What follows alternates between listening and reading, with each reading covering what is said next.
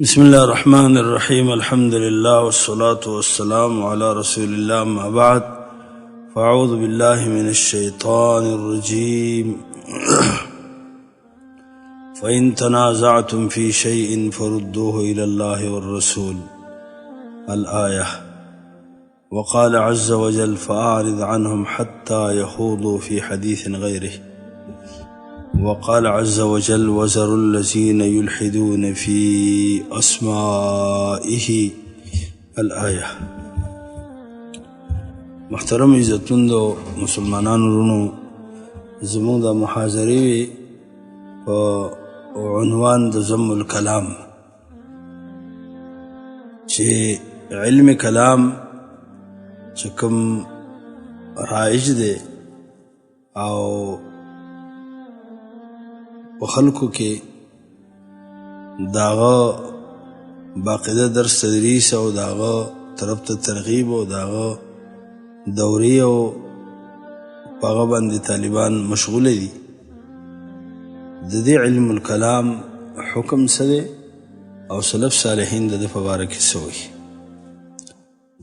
د دې نه مخکې خدا خبره ملحوظه کوي چې الله او رسول زموږ د اصلاح دپاره وحی را لګلې د کتاب او سنت، او د دې نه بعد به د هر هغه چا خبره معتبرې چې کوم قرآن سنت نه اخذي، کوم چې د قرآن سنت نه خلاف خبري، که هغه عقایدي او که هغه اعمال او احکام وي، نو هغه به مردودي، هغې له بس اعتبار نه وي. د الله نبي ارشاد فرمایلی و: من احدث فی امرنا هذا ما لیس منه فهو رد.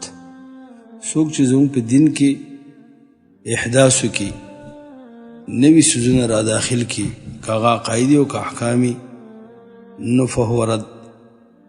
دغه بدعت به مردودي او دغه محدث دا به مردودي. من عمل عملا ليس عليه امرنا فهو رد.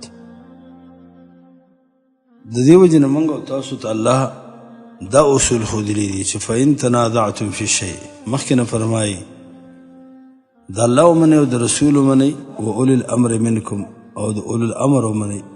اولي الامر علما او حکام، او چې کله د هغوی خبره د الله او د رسول د خبرې سره برابرۍ مطابقي. فإن تنازعتم في شيء، که ستاسو اختلاف په څه شي کې راغی، نو فردوه الی الله والرسول، هغه رد کړئ الله او رسول ته.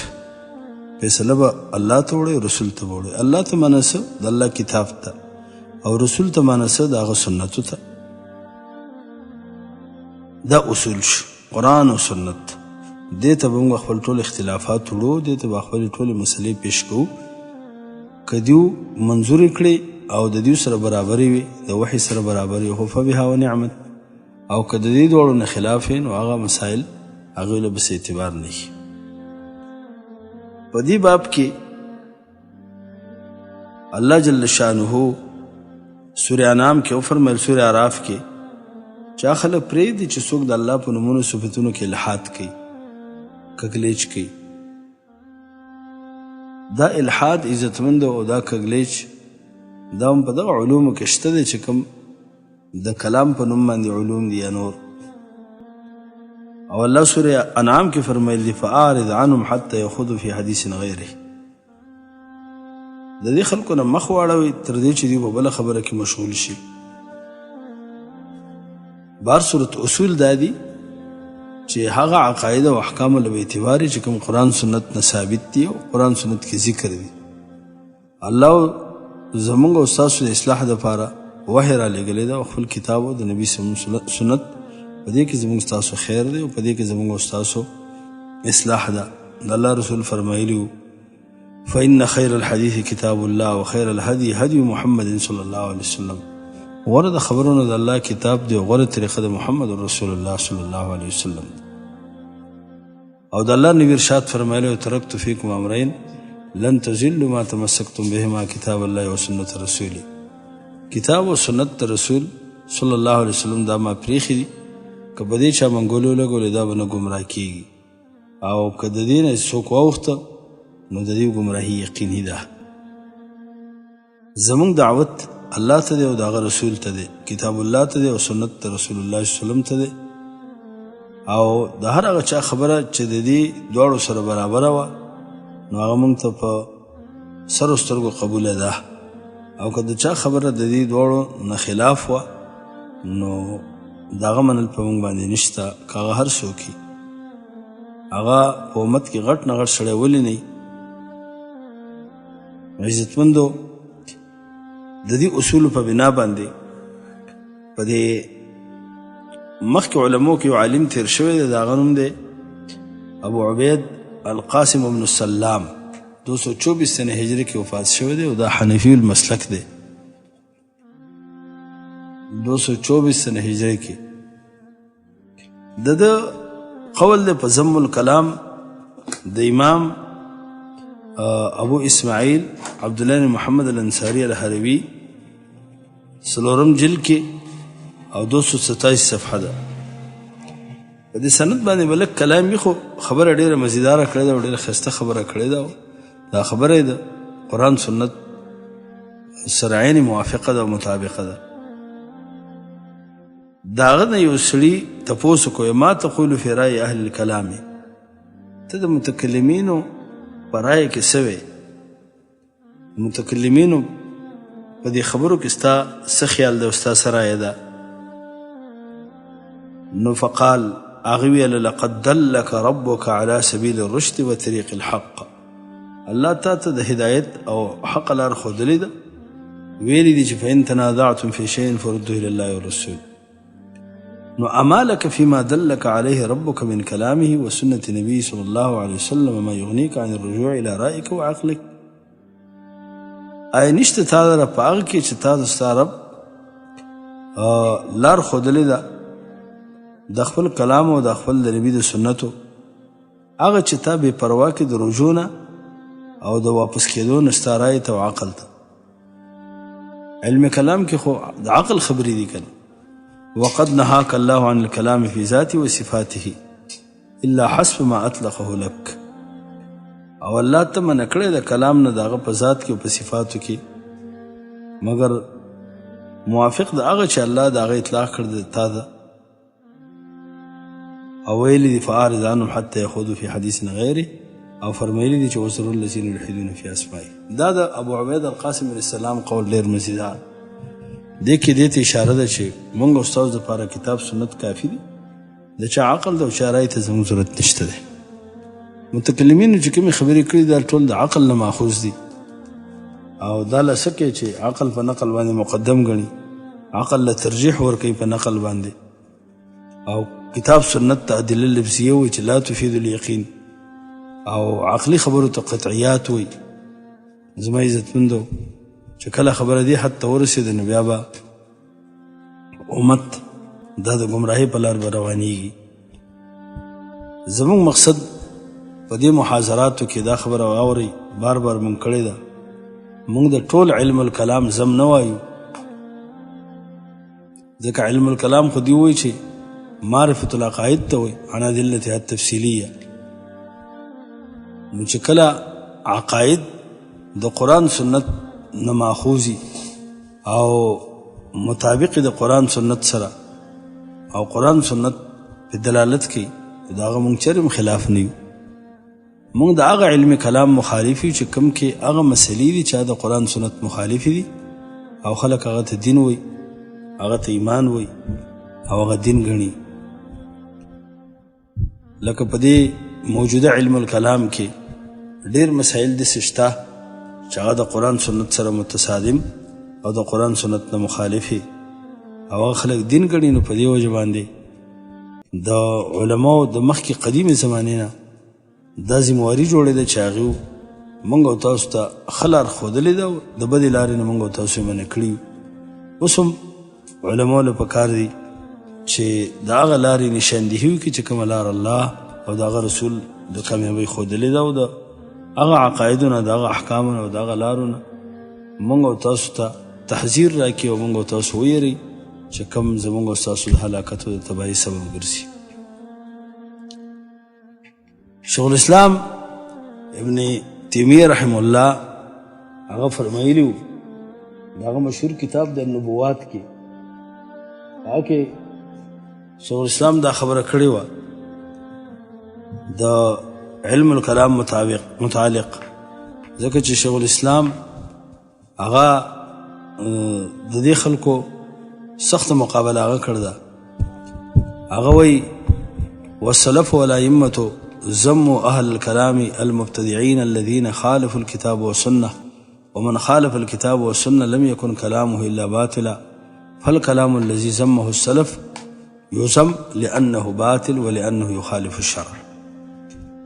سلف و ائمه د اهل کلام بد ویلي، د اهل الكلام بدی ویلي، المبتدعين الذين خالفوا الكتاب والسنة او ومن خالف الكتاب والسنة لم يكن كلامه الا باطلا. څوک چې د قرآن سنت خلاف کوي نو داغه کلام به باطلی. نو هغه کلام چې سلف وي زم ویلی دی، یو زم داغه بدی په دې وجه بیانېدی شي چې لأنه باطل ولأنه يخالف الشرع. بیا شیخ الاسلام فرمایي واللفظ د کلام چې دی لما كان مجملا لم يعرف كثير من الناس الفرق بين الكلام الذي ذموه وغيره. دا مجمل دی، ډېر خلک فرق نه پیژني په منځ دغه کلام کې چې سلفو دغه بد ویلي دي او په منځ د غیر دغه کې. نو فمن الناس من يظن انهم انما انكروا كلام القدريه فقط. بعض خلک وایي چې سلفو چې بد ویلي دي نو هغه بد د کلام د قدریو ویلي كما ذكره البيهقي وابن عساكر في تفسير كلام الشافعي رحمه الله ونحوه ولي ليخرجوا اصحابهم عن الذم. دا د دې لپاره دی وایي چې خپل ملګري د ذم نه وباسي. وليس كذلك. ورکله چې سلف په کلام کې ذم د علم کلام ذکر شي کنه داخله کې دا تعویل کوي ولدا خو هغه د حبس الفرد په اړه کې دا ویلي او دا خو د قدریو په اړه کې ویلي دي او دا خو د معتزله په اړه کې دا خبرې کړې او دا نور متکلمین چې دا علم کلام او دا متکلمین نه دي مراد. شیخ الاسلام ځکه وایي ليخرجوا اصحابهم عن الذم وليس كذلك. بل الشافعي رحمه الله انكر كلام الجهميه كلام حبس الفرد وامثاله وهؤلاء كانت منازعتهم في الصفات والقرآن والرؤيا لا في القدر. وكذلك الإمام أحمد بن حنبل رحمه الله فرمای وی خصومه من أهل الكلام هم الجهمية الذين ناظروا في القرآن مثل أبي عيسى محمد بن عيسى برغوث صاحب حسين النجار وأمثاله ولم يكونوا قدرية ولا كان النزاع معهم في مسائل القدر. دا امام احمد په زمانه کې چې کوم متکلمین نو هغه جهمیه او قدریه نه وکنه.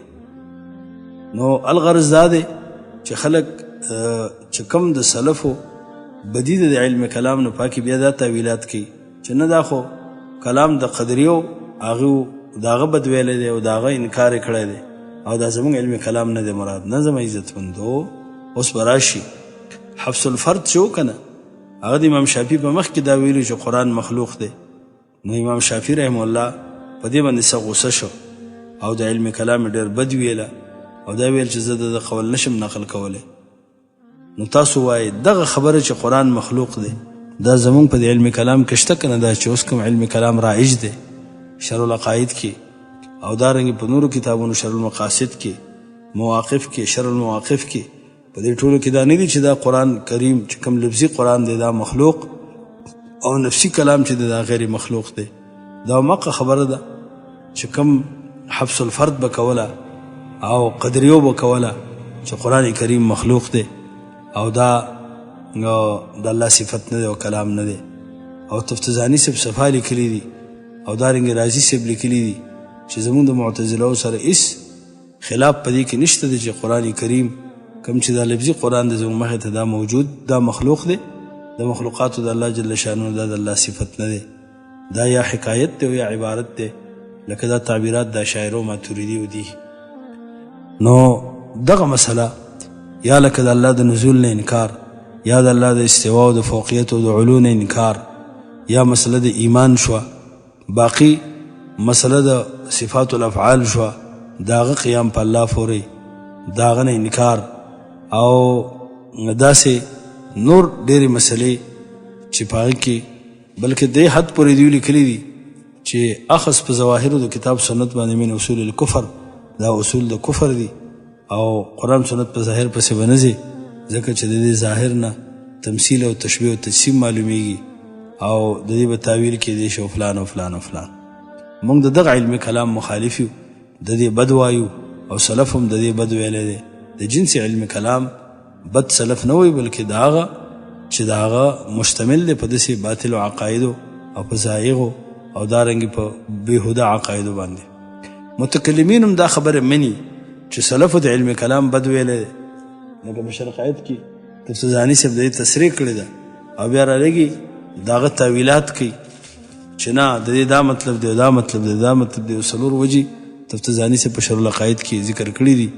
د هغه د سلفو د ذم او د مذمت تاویل یې کړی دی. لکه طلابو د علم ته دا خبره واضحه ده. نو زه به انشاءالله په د نننۍ محاضره کې د سلفو چند اقوال ذکر کوم چې هغې فرمایلي دي په مذمت د علم الکلام کې او په ذم د علم الکلام کې او د اهل کلام کې. او تاسو به هغه ملاحظه کوئ، کتابونو حوالې به درکړم او به ذکر کړم، په دغه کتابونو کې وګورئ، طلاب د علم یې وګورئ او بیا موازنه وکړئ د موجوده علم کلام او د هغه علم کلام چې سلفو د هغه بد ویلی و. که دا یو شی و خو دغه مصداق دی د اقوالو او دارنګې د نصوصو د سلفو، او که دا یو نه او دې کې مسائل د هغه نه بدل او خلاف و، بیا ټیک دی بیا ووایي.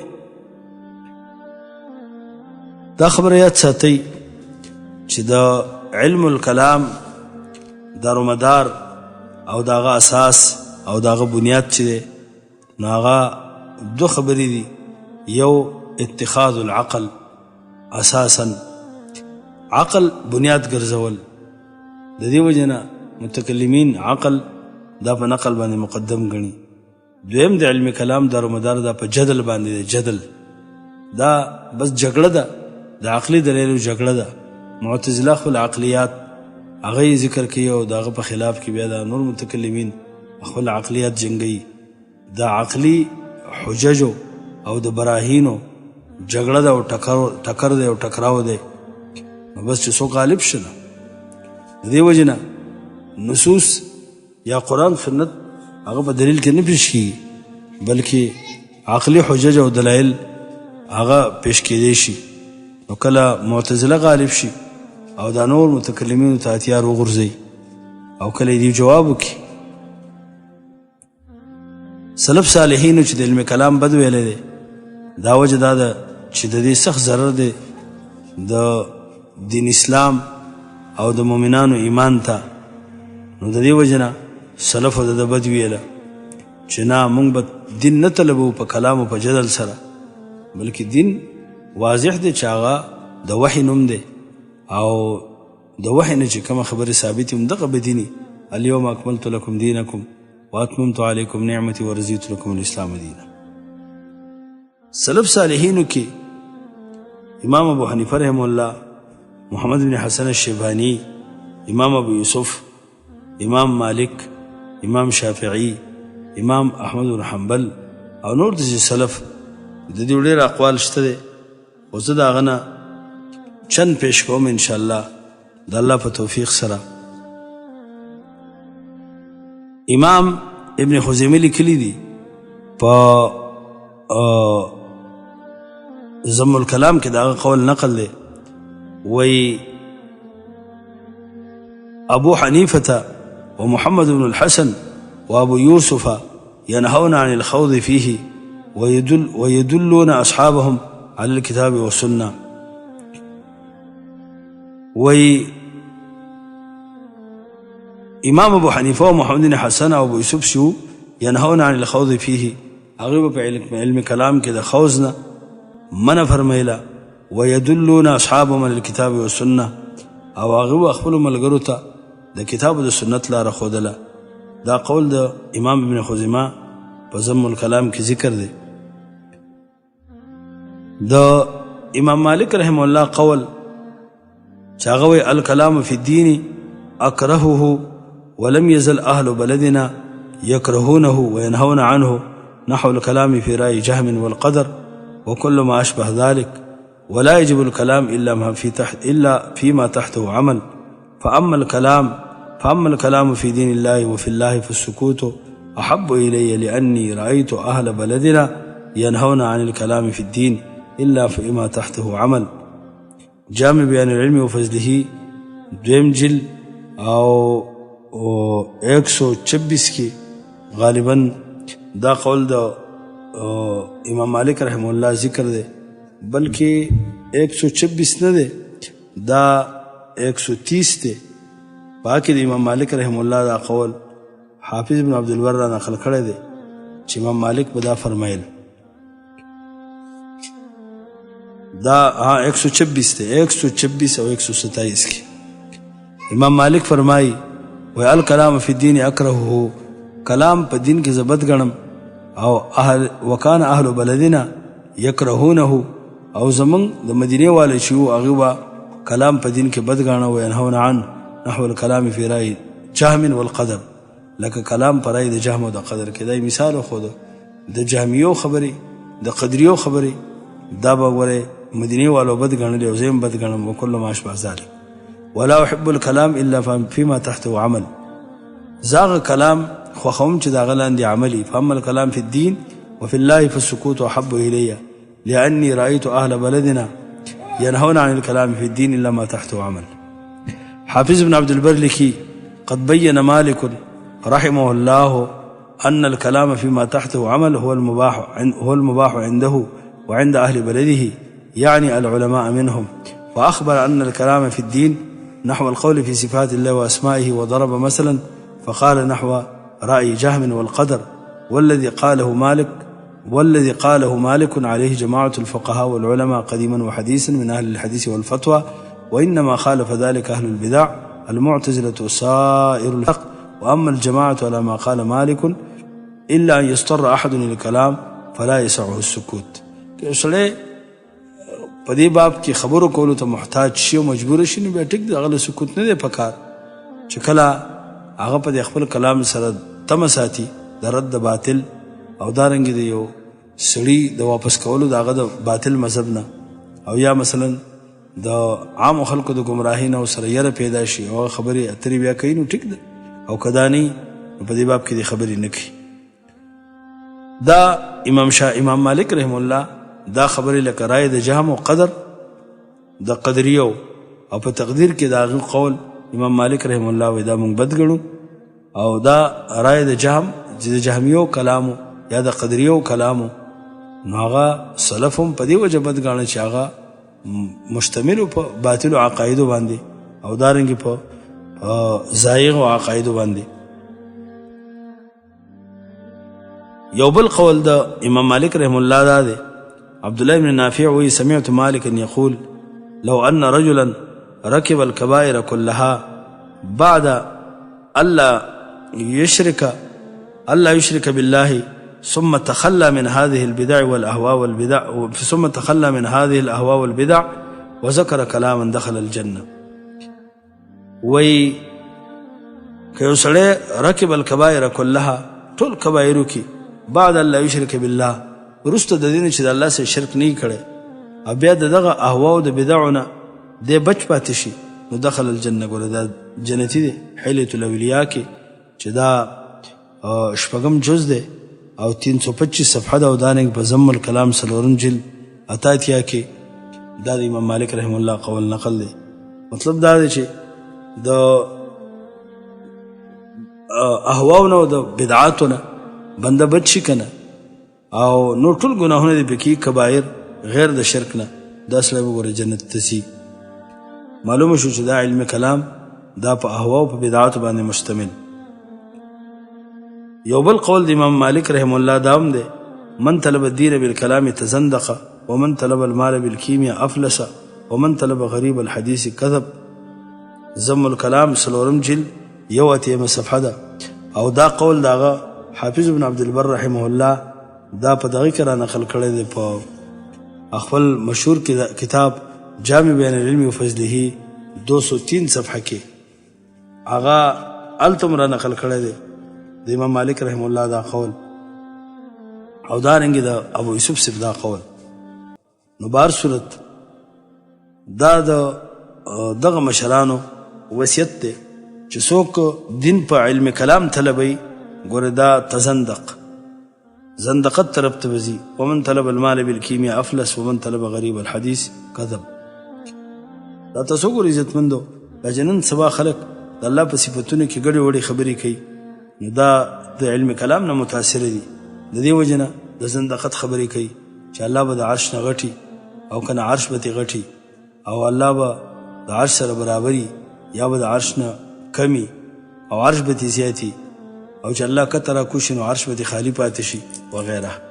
دا حفوات او دا فضول خبري دا د علم کلام اثر دی. ځکه امام مالک رحم الله وی من طلب الدین بالکلام تزندق.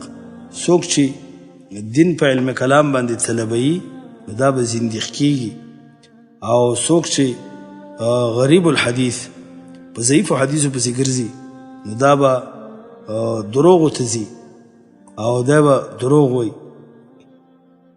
دا قول د امام مالک رحم الله. او دسې وصیتونه د امام شافعي رحم الله چې وروسته به راشي، او دسې قول د امام ابو یوسف رحم الله.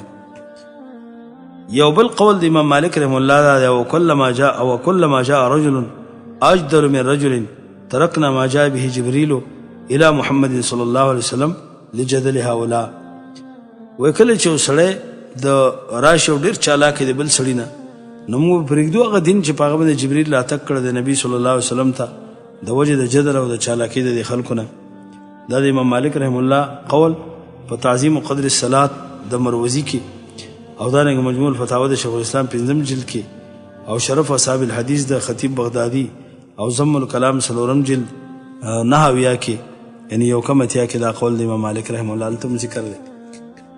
نو یو سړی به راشي هغه د بل نه چالاکي او چالاکي به خرڅ کړي، نو موږ د هغه د چالاکي د وجې نه هغه دین پرېږدو چې کوم دین جبریل علیه السلام محمد رسول الله صلی الله علیه وسلم ته راوړی د دې د چالاکۍ د وجې نه موږ به اصل دین نه پرېږدو، بلکې د دې چالاکي به پرېږدو او اصل دین به نه پرېږدو.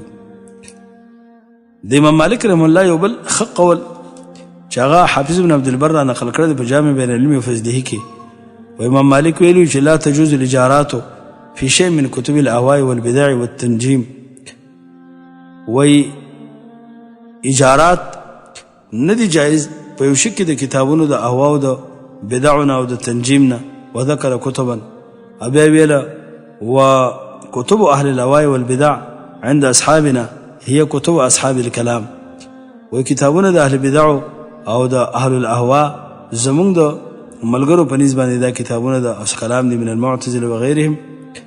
او وتفسخ اجاره في ذلك، کچا په دې کې اجاره کوله معنی دا خرڅول لا خرڅول، نو دا اجاره او دا بیع دغه په فسخ کې دی شي. دا تاسو ګورئ جامع بیان علم او فضله کې د امام مالک رحم الله دا قول، او د دې لاندې بیا د حافظ ابن عبد البر رحم الله قول تاسو لږ ملاحظه کوئ چې یاره په دې کتابونو کې د چا کتابونه داخل دي. یو خو معتزله هغه متکلمینو د هغو کتابونه، جهمیه متکلمینو د هغو کتابونه، او دارنګ نور قدریه چې هغه متکلمینو د هغو کتابونه. خو د هغه نه غیر چې کوم دا زمونږ دور کې د علم کلام کتابونه دي، نو دا تاسو ګورئ دا 130 صفحه ده په جامع علم و فضله 2 جلد زما سره 130 کې. هغه څه فرمایي وی مخکې نه سند سره امام حافظ بن عبدالبر رحم الله قول نقل کوي، وی دغه دا حدثنا اسماعيل بن عبد الرحمن حدثنا ابراهيم بن بكر قال سمعت ابا عبد الله محمد بن احمد بن اسحاق بن خويز منداد المصري المالكي في كتاب الاجارات من كتابه في الخلاف قال مالك لا تجوز الاجاره بشيء من كتب اهل الاهواء والبدع والتنجيم. وذكر كتبا ثم قال وكتب اهل الاهواء والبدع عند اصحابنا هي كتب اصحاب الكلام من المعتزله وغيرهم، وتفسخ الاجاره في ذلك. وكذلك كتب القضاء بالنجوم وعزائم الجن وما اشبه ذلك. بیا فرمای وقال في كتاب الشهادات في تاويل قول مالك لا تجوز شهادة أهل البدع والأهواء. د بدعتیانو او د اهل الاهواء شهادت دا نه جایز. قال اهل الاهواء عند مالك وسائر اصحابنا هم اهل الكلام. و اهل الاهواء د مالک په نسبت باندې او دارنګ د زموږ د ټول ملګرو په نسبت باندې دا متکلمین دي. فكل متكلم فهو من اهل الاهواء والبدع اشعريا كان او غيره. کاغه اشعريا كان او غير اشعري، كدي اشعري او كغير اشعري. ولا تقبل لهم شهادة في الإسلام ويهجر ويؤدب على بدعته فإن تمادى عليها استتيب منها. بیا حافظ ابن عبد البر ليس في الاعتقاد في صفات الله واسماء الله ما جاء منصوصا في كتاب الله او صح عن رسول الله صلى الله عليه وسلم او اجمعت عليه الامه وما جاء من اخبار الاحاد في ذلك.